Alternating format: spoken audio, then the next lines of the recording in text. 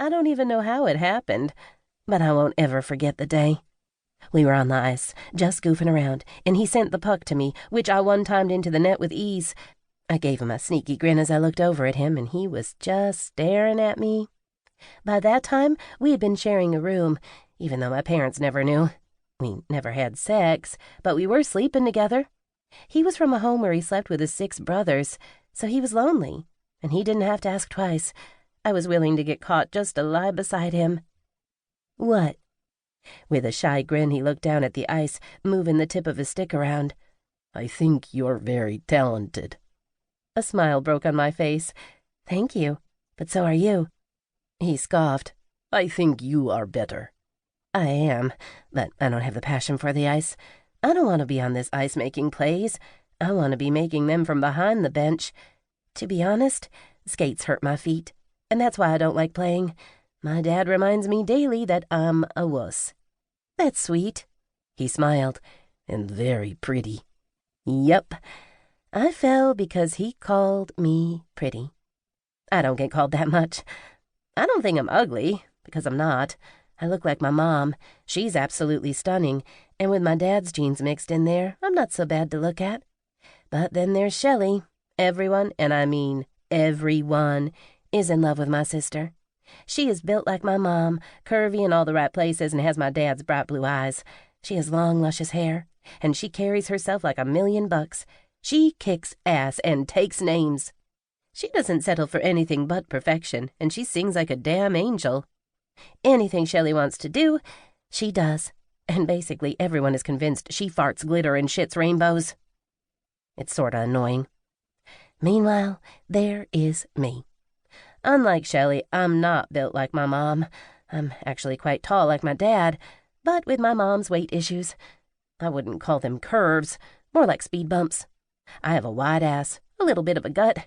I don't say no to donuts, and huge shoulders. I'm just thick. I've played hockey since I was 2, so it's easy to say I have a lot of muscle on me. My hair does not do that pretty, smooth, wavy thing that Shelley's does. No, it's a kinky wave. My wave isn't even all in one direction. Nope, it's in every direction known to man. If I don't wake up and straighten this hot mess, I might as well accept I'm going to spend the day looking like I live on the street. My sister's always dressed to the nines and could probably lead a makeup tutorial. She wakes up like that, flawless. If I have to wear anything other than sweats and I have to actually put on makeup, I'm not going.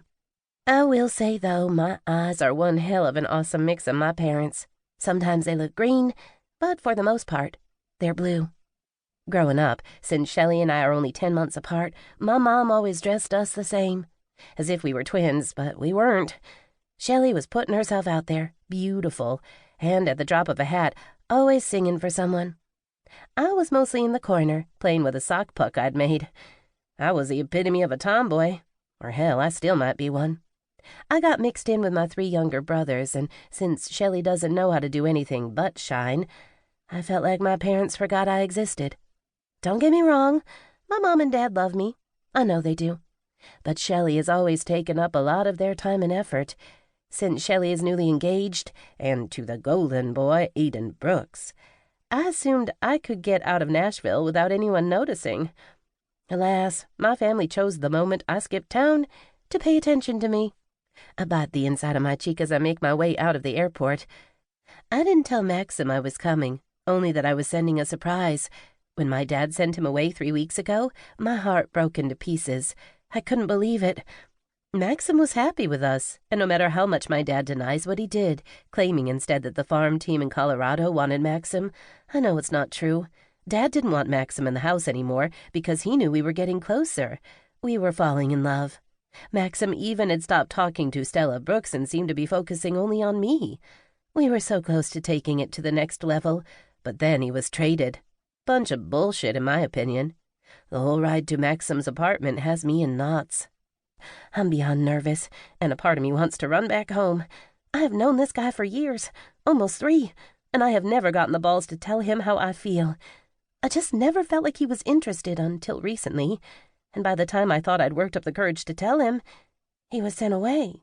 I know there's a chance of rejection, but I know if I don't tell him how I feel, I'll regret it for the rest of my life.